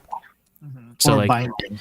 Yeah, if you ever notice that your car steers left one way or right one way or better than the other, it's probably that variance. So like loosen some screws that like are attaching to that bulkhead, like shimmy it around and see if it gets better for you. Especially with the plastic cars. Plastic cars are notorious for this. Even the aluminum, like there's enough variance in the Yokomo slide rack, like where it actually bolts to the bulkhead, where like you can shift it like a full degree of motion, which that translates to a lot of steering differentiation. Do you have anything that sticks out, Brandon? Yeah. From the list, it can be anything. It really can be anything. Just things that for building that to look out for. No, I mean that's basically it. Other than making sure you double check all your wires. Just going back to the picture, heat shrink helps a lot. Like to help prevent having wires touching one another, having solder go on top of itself, heat shrink helps a ton. Like, luckily with AccuVance, you get the heat shrink on there in place, and it just makes a big difference. Gives you ease of mind. You don't have to worry about things touching one another and arcing when you put the heat shrink on. Note to AccuVance users, anyone that's hoping for an AccuVance warranty, they require you to only run the stock AccuVance wires. Just FYI. And then the other part of it is that AccuVance warranty isn't all that great anyway. And not the fact that they don't communicate, but the fact that the actual discount is like, you might as well just buy a new one. Like, I wouldn't want to wait for them to decide whether or not it's warranty or not. And then even if it is, because Phil talked to him about warranty before, and the price that was mentioned was still like, I would just pay the regular amount instead of like waiting or trying to warranty it out. So there's that. Also, if you plan on buying a rad ESC, as of now, as long as Super G still has them in stock, buy it from Super G because it is cheaper than AccuVance Direct, which is usually not the case. Usually. But there is that. All right. Are we moving on to hobby toxicity for drifters? Yeah. Yeah. The reason why I wanted to bring this up is because the other night, we had a person bring out the rental car, right? And he was completely new, and it was a Friday night. So basically, was this last night? It was last night. Okay. Yeah. Essentially, what happened is, and it's no one's fault. Okay, it's no one's fault. It's just a happenstance of community and like what happens, especially on a Friday night, right? So this rental car comes out. He's the RMX. It's Austin's RMX, but the RMX is slow, right? Definitely not able to keep up with the rest of the crew that was running. And it's a rental car, so like there's not a lot of time for you to get like the handle on the car and like try to be good, right? So he gets out, doesn't know any etiquette or anything like that, and just like stuffs up the train, right? And we all know how we get about like breaking up our chains or someone crashing or doing whatever and just like messing up everything, right? So what I see happen is like it's just more drama at the track, right? And that's kind of what upsets me the most, is that like we all know better and we were all there once, right? It's just a Friday night. So what I don't want to happen is like RC drifting becomes like this a crowd group click thing, where it's like if you're not a part of it already, or if you don't know the people to talk to or like know how to get into it, it's gonna be like, oh, you suck, don't come here again. Like we've seen that happen to shops, and shops have closed because of it. So what I tried to do is I tried to go up and like just talk to him, be like, hey, this is what happens, this like since you are slower, just make sure that you get out of the way. Try to avoid like being the mess up, or not the mess up, but the block, right? What do you guys do? Like, how do you approach that? Because it's an awkward situation almost every single time. It's always gonna be. I feel like it is always an awkward situation, just because. Well, I mean, I know you. I know Brandon would do the same thing that we would think of, is to talk to the guy, be like, hey, it's different than real drifting, or it's not like driving your regular RC car. Like that's two-wheel drive with rubber tires. And partially what I see a lot of people do just because they drive real cars is like, oh, I know how to do this. I drift real cars, right? There's always, my thing is, if you're the new guy at a track that you go to, just be aware of the situation that you're getting into. The guys that's driving, they're making it look easy. They've all been drifting for a long period of time, and they've practiced over and over again. They've competed a few times. If you are the new guy, listen to your locals. I mean, sure, I might be a pro, but if I'm going to like, well, I'm not a pro, but I'm a veteran at drifting. I've drifted real cars and I've drifted RC for over 10, 15 years on and off. Sure, I go to my local track and I try to feel the vibe and see how I should act or how I get into the track, and like what do I need as far as chassis, tires, if there's a tire spec tire that they use. Be aware that you're gonna go to a track, ask questions before you get on the track itself. You can't just bring out your two-wheel drive buggy that you drive at 14 seconds a lap because you think you're fast. You can drive at a drift track that's P-tile, and just be aware of those things. And then for the local guys, I mean, if you see somebody new, try to do your best and be like, yo, are you trying to get into this? Talk to them and educate them. Instead of just kind of watching it happen. I know it's a Friday night and it's busy, but it's our home track. If we're gonna keep letting people in, just throw them, on the ocean with full of sharks. I mean, what's gonna happen is they're gonna be intimidated. They're not gonna want to come back. They're not gonna want to, support the hobby or the shop. That's my 2 cents. It's literally an ocean full of sharks. Well, no, last night it was a bunch of RDX. And there was an MC1 there last night from Scott. If you remember. Oh, that was Scott's? Okay. So, Brandon, here's what happened. Chase comes up to me and he's like, here, fix this car. It doesn't go into boost. I'm like, okay. Great. So it was just a calibration thing because he hadn't had it for that long, so did that. He was like, you fixed it already? And it drives so good. Like, okay. it's amazing at what the simple steps happen, like paying attention to detail. Hey, look at that. What about you, Brandon? Like, how have you seen it at your track, like the tracks that you go to? We definitely see it pretty much everywhere. Getting into the hobby at the point that the hobby's at now, it's very intimidating to have your first track experience. Mm-hmm. One of the biggest pointers I can give anybody is just go in and watch what the guys who are there are doing. Even if you have your drift car with you, don't necessarily take it and immediately put it on track. Like, talk to a couple guys who are pulled aside off track, or, you know, politely ask someone if you can talk to them, because most guys will pull off and answer questions that you have about, you know, general track etiquette. When's a good time to jump onto the track? Like, if you see cars coming, don't pick that moment to try and zip out onto the track.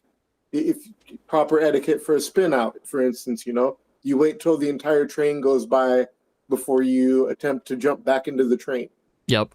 Instead of blocking it and being like, okay, well, hey, I'm in this spot in the train, I'm going to keep this spot in the train, because that's not necessarily how it's supposed to work. Right. Other things, you know, Ben and I even talked about it at PDX, or at PDX. the Portland Expo Center. Not at a PDX, because I haven't been yet, but I do plan to go. I mean, it's still PDX, so it still works. Okay. Like designated A-cell, D-cell zones could be a helpful thing in some instances. Like, just for, like, if you have like a beginner track night, use red tape for areas you're supposed to be stopping, or We don't have beginner nights for, you know, going faster. Like, just to indicate to the guys where they're supposed to be on throttle and where they're supposed to be off throttle, just to help everyone maintain that level of consistency.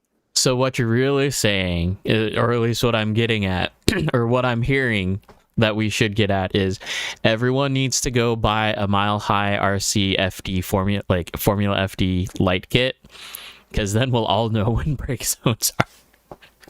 No, that would also be a beneficial thing. I mean, as long as you can deal with the lights on the track being somewhat of a distraction, which is also another thing with new people. Seeing lights on cars can be distracting because you're so focused in on your car that, you know, you get somebody's scale lights in your eyes and you stop for a second. Yep. No, 100%. Luckily, I have like some form of either tint or headlight vinyl, like underneath, like where my FD lights are, so they're not like spastic. They're toned down just a bit. But yeah, it'd be like D-cell zones would be smart.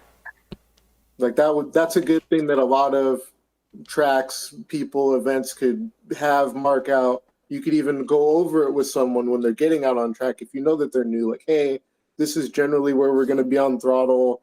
Like, follow my lines for a bit. Like, just get out here with me. Follow me for a bit. Yep. Like, you know, it's a big ask of a lot of people because it is a hobby and we're all out there to enjoy ourselves and have fun. So taking, you know, the 10, 15 minutes that can take sometimes to get a new person acquainted with your track experience it's a big ask, but it does help grow the hobby and it helps give somebody a positive experience, which is what we all come to have. So, yeah. I think time and time again, like, it's never been the first driver's experience. Like, every person that I talk to that like we've actually talked about it has always come back to the idea of it's the community that has kept me here. Like, because you have to learn to drift, right? It's very true. Because if you and the Midnight Suns didn't do what you guys did at Northwest Hobbies, I don't think there's gonna be there would have been never a Northwest Hobby Drift Nights or Drift Days. And then, like, you know, what Chuck did for us here at the Northwest also. And all the other guys, all the pioneers like RCRK. I mean, we'll put Kong up there. Kong was up there with a drift track and no one had it. So we'll put him up there. We'll put James from like SeaTac Drifters. I mean, the Yokomo dealer in our area. It's just all the guys that like started drifting and made it bigger and, you know, created an event and a Hobbytown parking lot and just literally took over a dead parking lot and made it happen. It's definitely the guys that's, us, that's passionate about the hobby. That's like, okay, I like RC, I like drifting, so, but yeah, so sometimes hobbies can be toxic depending on who's there. All of them. Like, No, like drones, yeah, and helicopters, airplanes. that's what I trains. was gonna bring up is the drone. Models. Like, if you venture into drone community, like FPV community, and you go into like any forum or like Facebook page or whatever, right? And you say, hey, how do I get my stability mode to fly better? You are gonna get trash talked so fast. Yep. Just because like it's gonna be like, oh, you didn't learn right, or you need to be in like acro mode, or just like get off that crap like ASAP. And it's like, you gotta learn somehow, right? Like, I remember John learning, and like, Yep. his flips were like 300 feet in the air. Yeah. Hey, I didn't want to crash. His loops were like the biggest loops ever. Mm-hmm. But yeah, like you got to start somewhere, right? Mm-hmm. Just it's weird because it's like you feel obligated to learn, but you want to keep a safe learning environment, but you can't be in a safe learning environment without asking people. And some people are just like absolute artards about it and just don't want it. Mm-hmm. It's a hobby. It's supposed to be fun. Mm-hmm. Okay. Then the next topic I want to add to toxicity is competitors and judges. So, and I'm bringing this up because it's not just from drifting. So PDX RC Underground Drift is in the same building as the buggy racers, or your stadium truck racers, and they're pretty serious about racing. And if you guys have done any sort of racing, I know Adam has, I have. Those races are pretty high stress, or a lot of the people are high strung because they're going for first and second.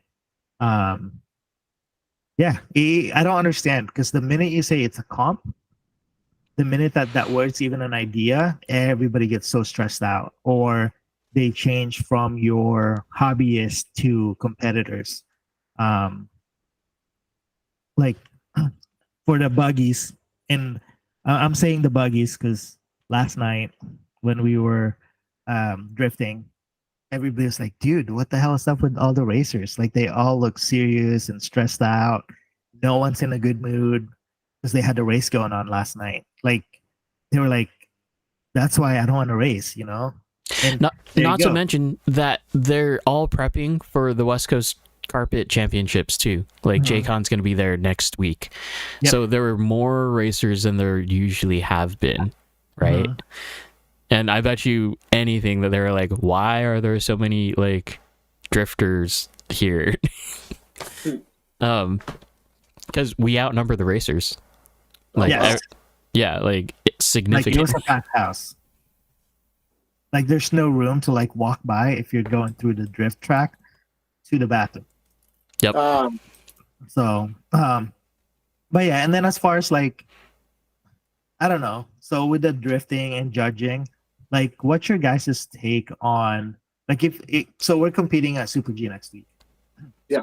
How do you feel as a competitor you should be acting when the call doesn't go your way? And you mentioned this earlier, something about like with Formula D, like there's no point system. It's like the sliders for who wins and who loses. So I kind of brought that up and I kind of saved it on my notes because I wanted to talk about it. When you're drifting and you're competing and you have your judges, obviously you're drifting and like you're not paying attention to how the other car's doing, especially if you're on lead, because you're focused on how you want to hit those corners and those clipping points. So the call didn't go your way, and like, as a competitor, do you feel super upset that, like, hey, I won that round, or like, how do you? Because you're one of the you've competed with us before, Yeah. and it's we've had good times and bad times. So, how do you feel like as far as like a competitor's etiquette? Like, talk to me about how you should be acting at that. You know. God, I mean, Mhm.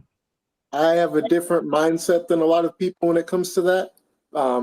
The way I feel about it with judging in the calls is if you didn't have a good enough run to be a clear-cut winner, then you go with what the judges have, unless there's just something that you feel that they definitely missed. But you got to bring it to their attention in a respectable way. Like you got to be like, hey, like dispute the call, but dispute the call in an orderly manner. I guess I would say is the best way to put it, because there are times where judges can miss things. That's Mhm. why there's a group of judges. But in general, if it's you're one person who's competing versus typically 3 or more judges. So Mhm. when you dispute a call, it's your job to have that evidence to back up your call. Like if there is, like a lot of times crowd reaction can play into it too. Mhm. Like if you as a judge make a call and you all of a sudden see an immediate wave of reaction across the crowd, then sometimes that can help indicate that maybe there was something that was missed. Mhm. But also at the end of the day, it is the judge's call. Mhm. If the judge can provide ample reason as to why you did not win your round, why you lost to the other person, then you lost to the other person. It's also accounting for a full run, not just one event, Yeah, right? not just one Mhm. simple mistake. It's your whole run. Like I said before, your whole run should be good enough to where you are the clear, defined winner, where you won. Hmm.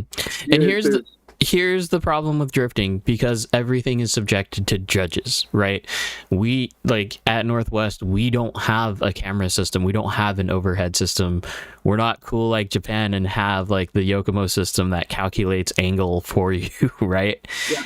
It is literally based off of a judge's set of eyes. And like, from what I know, wherever you go, like, you can ask the judges for what they're going to be specifically looking for, and they're going to tell you. Like, judges have different preferences, right?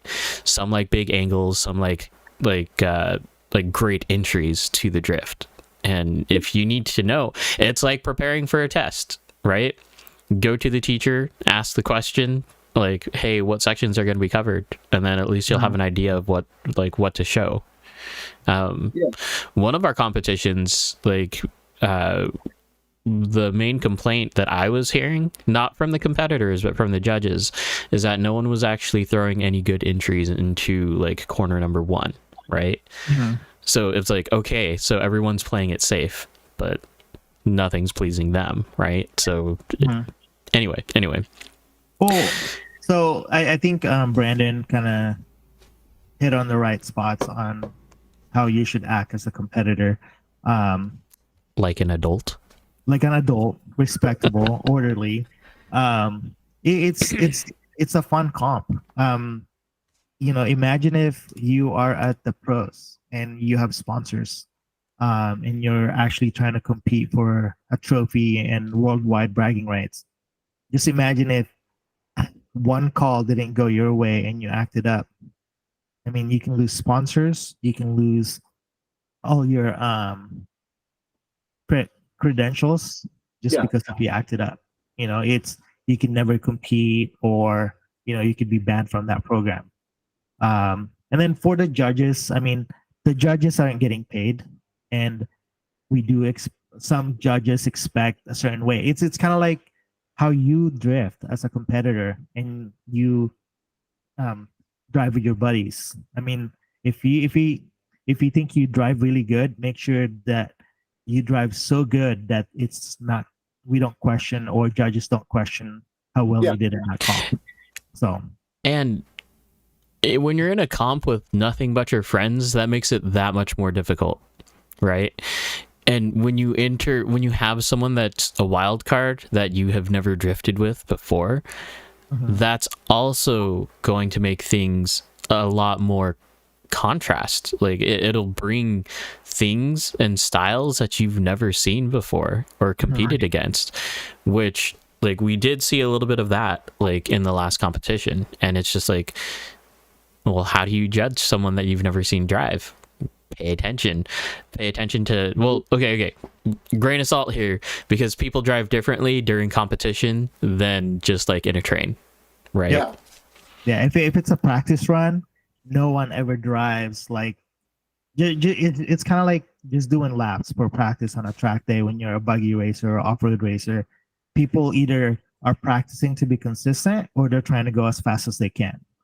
And you know, if you're trying to gauge during practice or during, you know, track day on how fast or how good you are, sometimes that's not a very good gauge point for a competitor, because those guys, if they're practicing, they're at 50% maybe or 70% of driving, to where when they are driving during a competition, they either do a full send or they play it safe. So if you've been following somebody on a tandem and they're going full send, and you know they're not hitting the walls or they're hitting the walls, and you think they're gonna drive like that during a comp, they might drive slower during a comp. And I've seen that over and over again for qualifying.